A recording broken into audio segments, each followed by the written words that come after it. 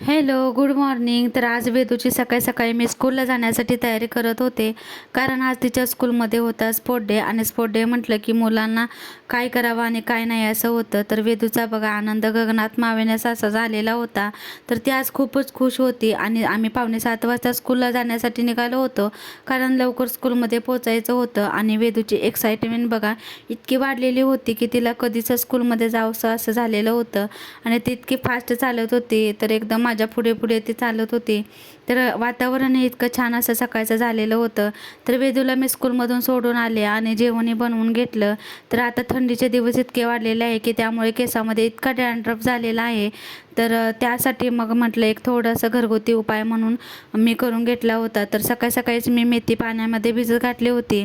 ती छान अशी मिक्सरला मी बारीक करून घेतली. त्यामध्ये टाकला आवळा पावडर, भृंगराज पावडर आणि दही टाकून ते छान असं केसांना लावून घेतलं आणि स्काल्पची मसाज करून घेतली.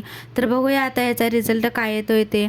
सायंकाळी मग वेदूला खायचा होता रवा केक, आणि मग वेदूच्या पप्पांनी रवा केक आणलेला होता. आणि वेदूला खूपच रवा केक आवडतो.